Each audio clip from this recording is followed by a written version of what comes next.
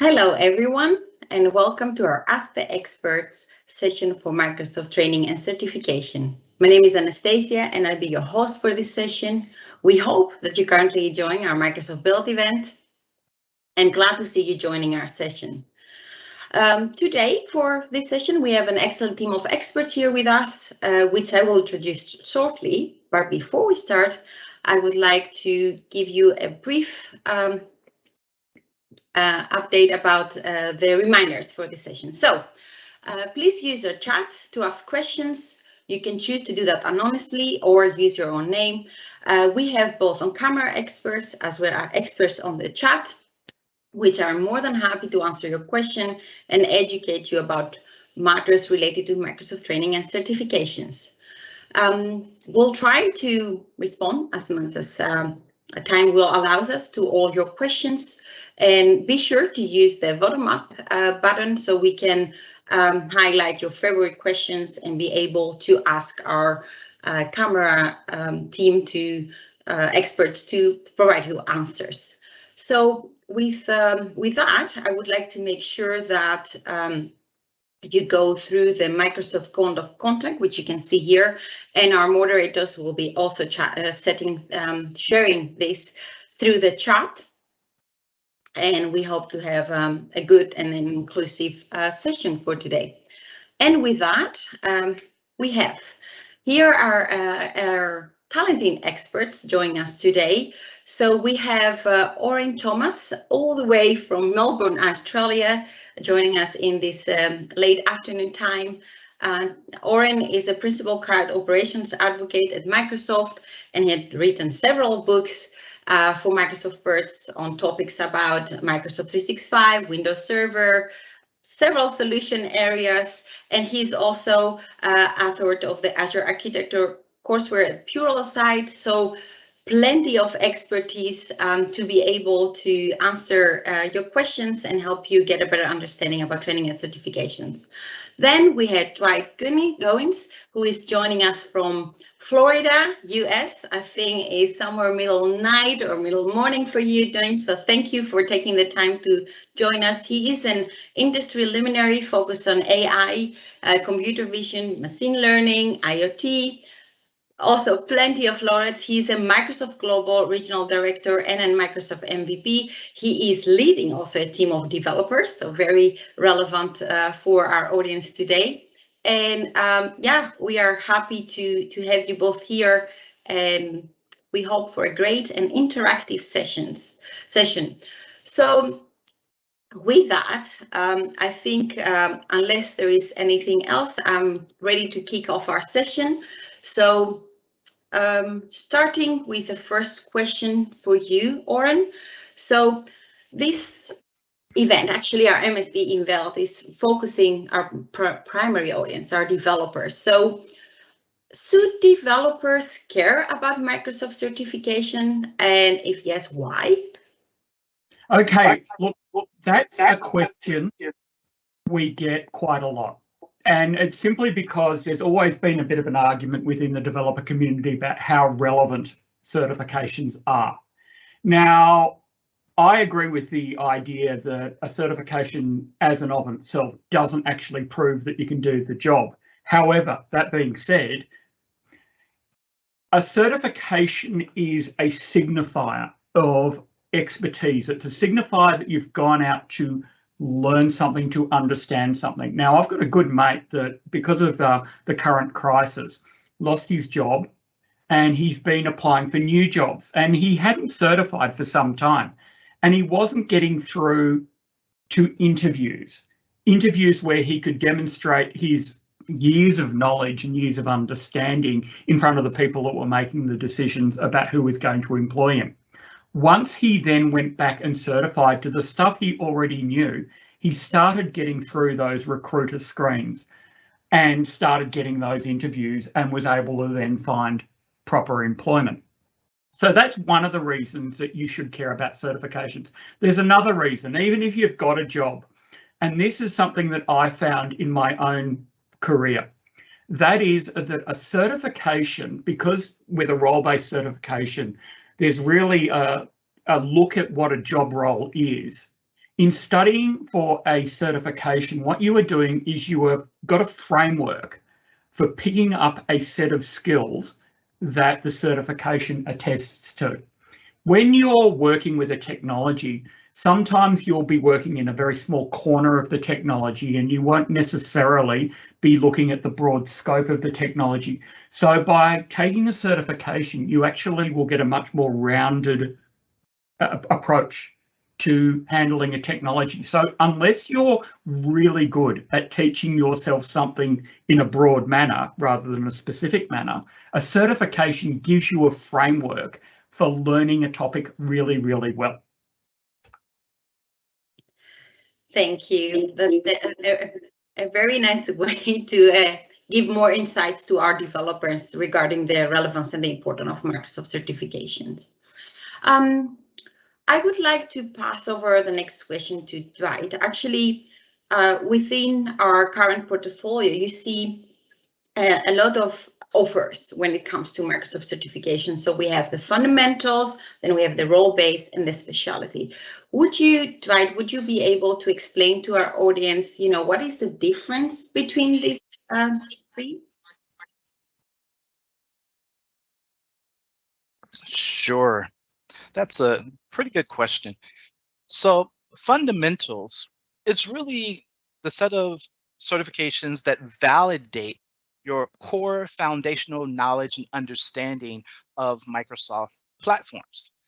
Role-based certifications, they more so validate your technical skills. Do you have the technical skills and enough knowledge to do that particular or perform that particular job role in the industry? And then the specialty certifications, they validate deep technical skills by checking and verifying your ability to handle various different specific industry solutions, including third-party solutions and other Microsoft platforms. Excellent, thank you. And I will have a follow-up question on that actually to you, Dwight. So why did Microsoft shift to role-based certifications? What was the objective? Another good question. So, in the industry, IT changes quite often. And as IT evolves and you think about the roles and professionals that do IT every day, there's always a new diverse set of solutions and a new diverse set of tasks and a new diverse set of configurations. Any given role today is no longer focused on any one particular product. As a matter of fact, many roles have many different tasks that work with many different products over the line. So in order to help your skills keep up to date for all the new roles and tasks that are required in your day-to-day job, in order to stay relevant, the certification program has evolved to focus on those role-based certifications, those tasks, especially when we talk about cloud-based technologies. So role-based certifications are more aligned with in-demand jobs and the things that you do on a normal day-to-day basis that are based on the core skills needed to perform those daily tasks. Well, thank you. Very well answered and clarified for our audience. Now, I'll switch back to Oren since, I'm not a developer myself, but I admire developers. So in that way, I have also a small question regarding developer-related content. Do we have that available at our Microsoft Training and Certification portfolio? Okay, so in the old days, the way that you'd go and learn something is you might have your MSDN subscription and you'd have all of the developer docs and you kind of went and figured it out yourself. What we've done in recent years is we've got a product called Microsoft Learn, and you'll have heard about the Cloud Skills Challenge and go off and do these Learn modules. But unless you've actually looked at it, you probably don't necessarily understand why it's so cool.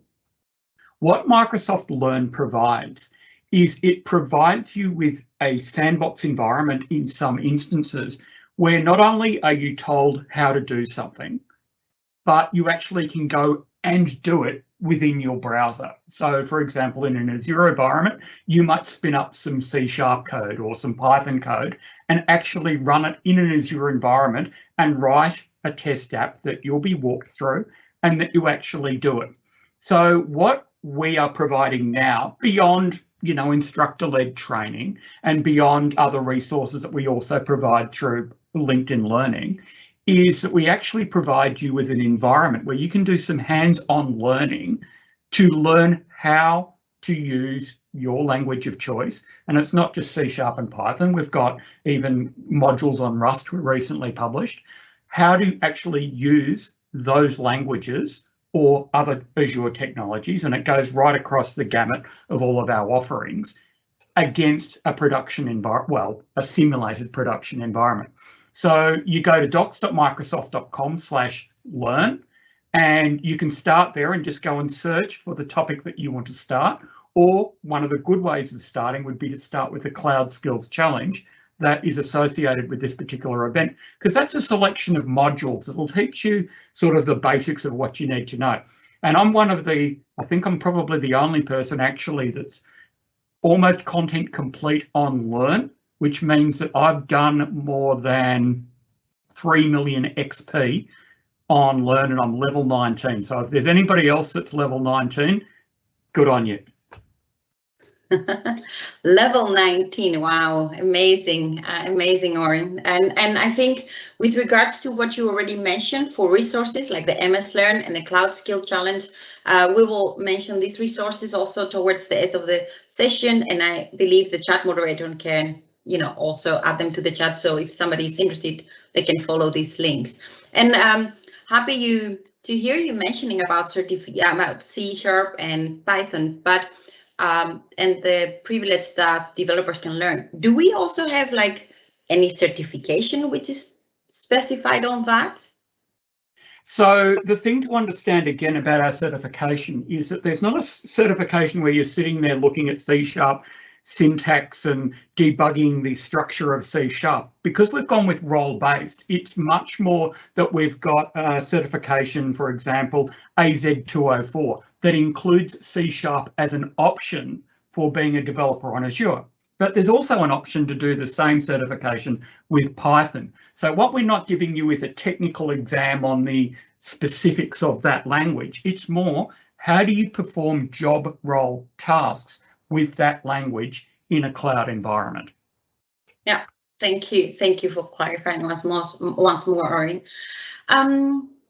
Dwight, this is a question that comes often in our session. So what certification do you recommend for folks who work within on-prem technology stacks? Or will there be anything on Windows Server 2010 and SQL certification available? Is the one match each other. So Dwight, if you can enlighten us a bit. Sure. So our Microsoft certifications, they focus on roles that work on, there are some that focus on hybrid solutions and of course cloud solutions. So if you're working with on-prem technologies like some of the older technologies, Windows Server or Windows SQL Server certifications, you can take a look at some of the hybrid roles, because those roles more so align to what Microsoft is attempting to do with the certification role-based processes. So look up for those roles. Looking at the Microsoft Azure database role, for example, it includes SQL Server, it includes Azure Data Services. So Windows Server 2019 and SQL Server 2019 will be included in those role-based certifications when specific job roles to have those skills in a hybrid or cloud solution prevail or present themselves. Yeah. Thank you. Excellent. Then the next question, again, I'll keep on with you, Dwight, is that, I'm a developer myself and I'm looking through the different training and certifications, and I see that some of them are capped as beta exams, right? Can you maybe explain to our audience a little bit more what a beta exam is and what's the process? Yes. So, when I was first taking beta exams, I was so happy to be a part of this process. I didn't really understand it at first. It was like, oh, I was selected to actually take this beta exam. So a beta exam is an exam that gives you a chance to validate your technical skills on a set of technologies or platform that's coming out, that's not quite out yet. And the interesting thing about the beta exam process is that you don't get your score right away, right? It does take time, and usually it takes about 10 days after the exam goes live in order for you, to get the results of your exam.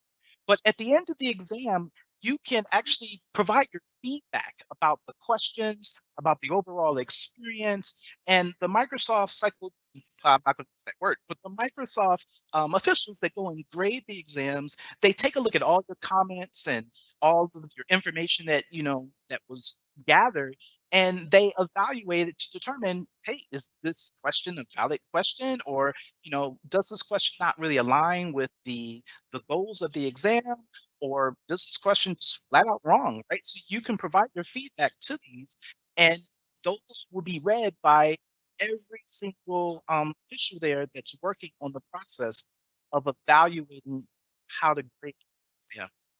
Yeah, good. I think people should be proud when they feel selected to go through that process. So thanks for clarifying. Orin, I'll change a little bit gears. In the we as Microsoft, we love to evolve together with our technology, and then you see that we have introducing several new certifications. So people are having multiple certifications, and there is now an expiration around the same time. Do you have any recommendation about what's the renewal process for the audience, and how should they reviewing that part? What do they need to do? Okay, so renewal starts off sounding really, really scary because, of course, you're used to going and booking your exam and going to the testing centre and then sitting in that constrained environment, or maybe taking the exam at home where you have to sit there and have the camera look around the room and you can't move or anything like that. I always go to a testing centre when I'm doing an exam for the first time because I've got a very small bladder. But other than that, what's really cool about the recertification process is that it's all done online through Microsoft Learn. So what sounds initially very frightening, that you might be thinking that, oh gosh, I'm going to have my webcam on, they're going to have to sit there and watch me. In fact, what you do is you basically log on to Learn, and it's very similar to a very normal MS Learn experience where you go through using your browser, answering a bunch of questions, and that's it. It'll take you, depending on how fast you are, maybe half an hour, maybe an hour, but it's not a long process. It's not an arduous process. You are given recommended reading before you go back to recertify.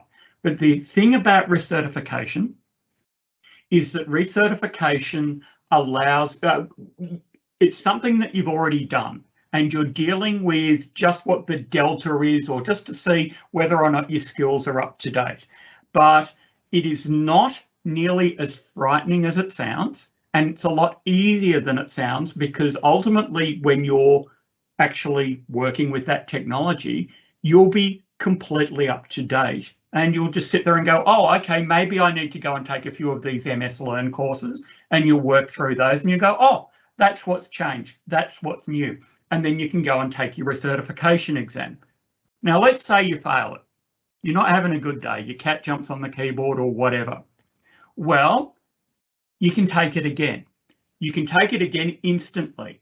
But if you fail it twice, well, you'll have to wait 24 hours. And then every 24 hours, you can take it again. So it's not a matter of, oh gosh, I went out and I studied really hard and I got this certification, and then I failed the recertification and I've got no options other than to go back to the testing centre. You've got a 6-month window that you can recertify in, which gives you quite a few opportunities to retake that content and recertify. Okay. Excellent way to explain this process. And I think, if I'm not mistaken, maybe it's good to clarify. So do all Microsoft certification have the option to renew? Right, at the moment, there's 19. Eventually, this is going to scale out to the role-based certifications, and I think, but I'm not 100%, maybe the specialist. But the fundamentals, no. So if you've taken AZ900 or MS100, you don't have to worry about renewing it because that fundamental stuff is pretty core. It's more if you're doing something like I had to renew my Azure Administrator certification. So it's not everything. Now, if you've got a bunch of certifications, and I know that there's people out there, especially Microsoft certified trainers, who collect certifications like some people collect Pokemon, and they might have a whole lot of certifications that they need to renew. So how do they deal with that? Well, it's all about planning out your time. So if you've got a whole bunch of certifications that are going to need to be renewed on a particular date, well, start at the beginning, choose one, renew that. Don't leave it all to the last minute like my 18-year-old son would, and then you're in a panic. Use that time and remember that you can retake the exam if you fail it, and you can sit there and you'll see a question and you go, I know which question I stuffed up on because I had no clue about that. You go off and research that subject. Maybe you buy one of my books. Then you come back and take the recertification exam and you're good. Yeah. All right. Yeah, great tips. And I think actually for the folks who are looking and will go through the renewal process, the idea is to keep you up to date so that you will be able all the knowledge to utilize in your day-to-day activities, right? That's the goal. It's not only theory, but put that in a practice. I also wanted to mention, I think, Oren, you mentioned sometimes MS Learn, but we also offer for the audience that feel comfortable also in instructional-led trainings, right? It's not, you can use MS Learn, but there is also the option to go with the instructional-led training. Sorry. I stuffed up. It was MS900, not MS100. All right, there was a comment on the chat then with regards to MS100, or it was more related to MS900. So then there is no requirement for renewal certification, right? Correct? Not at the moment, no. Got it. Yeah, that's the beauty of having the live chat and also the speakers on camera. So the experts on camera, we are here to answer your questions, and in any way we'll do so. So to continue this great conversation, I think for our audience here and globally, there have been, there were unprecedented times, challenging times for a lot of people. And the question I have, maybe Dwight, you want to take this question, is what Microsoft offers for people across the globe related to that they've been impacted by COVID, and do we have any program in place, something to help these individuals?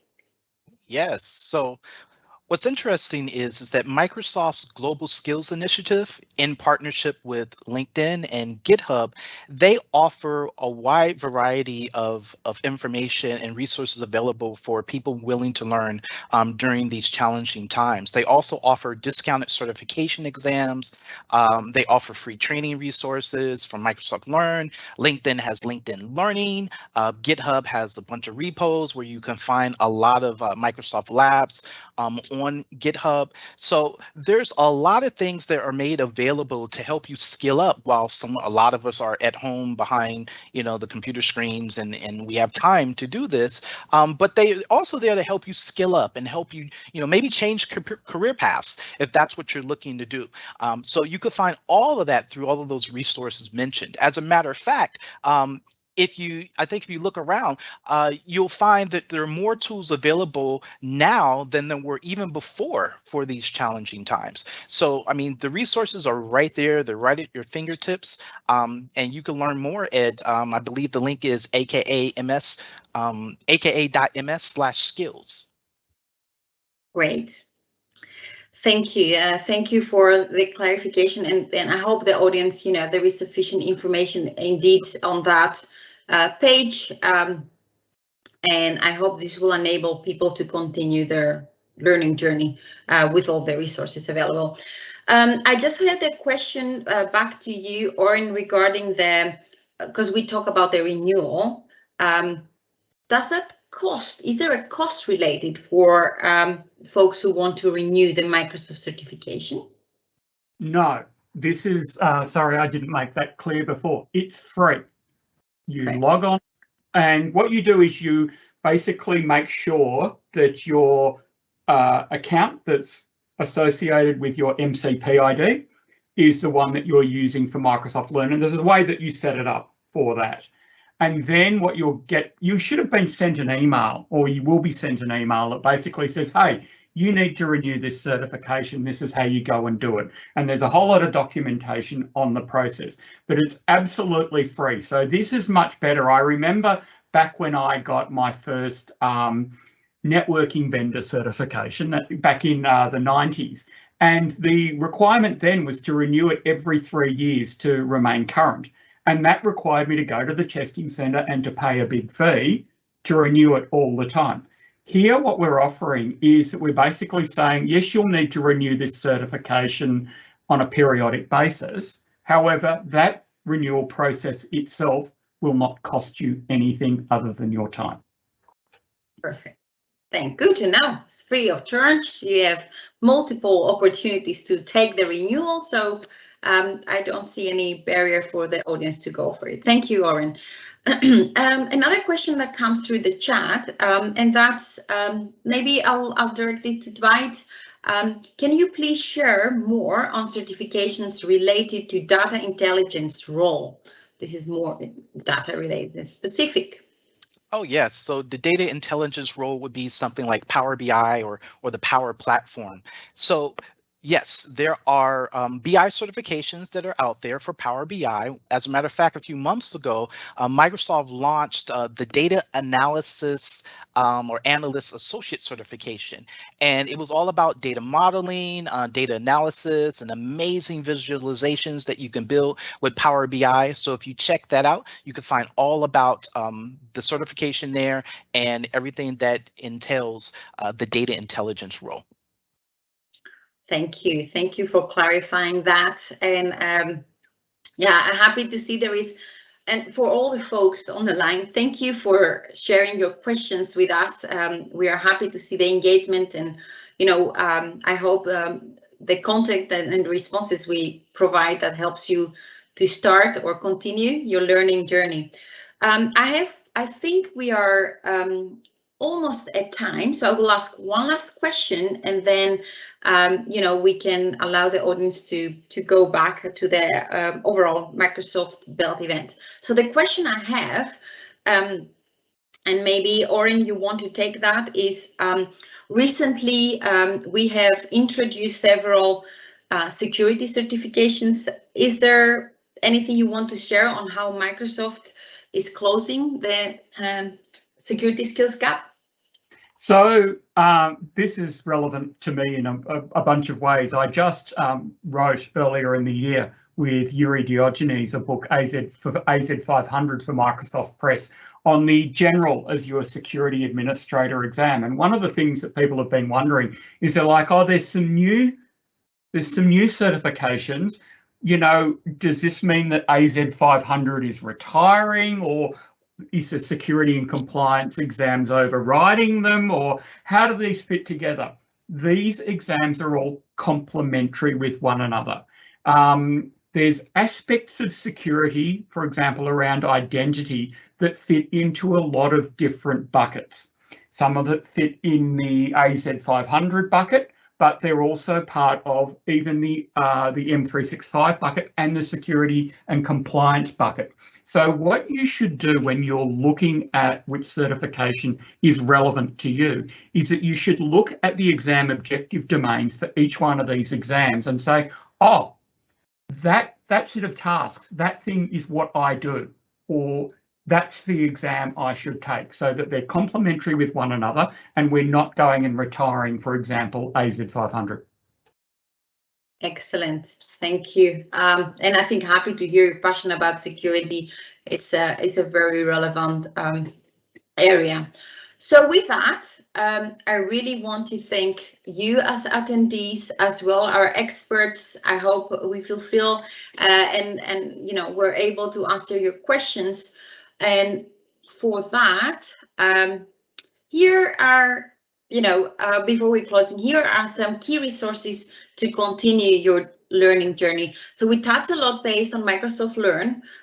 You can see here archive.ms, Learn and Build. Take some time to go through and explore everything that's on our platform. Then anything related to certification, again, another URL, archive.ms certification. Then we also have our Microsoft Learn community to stay up to date with announcements or engage to ask questions, read our blogs. So feel free to be, to follow our community. And last but not least, was already mentioned several times today, make sure to check out our Build Class Skills Challenge. And with that, thank you all for joining us. Have a great MS Build and goodbye. Bye, everyone. Bye.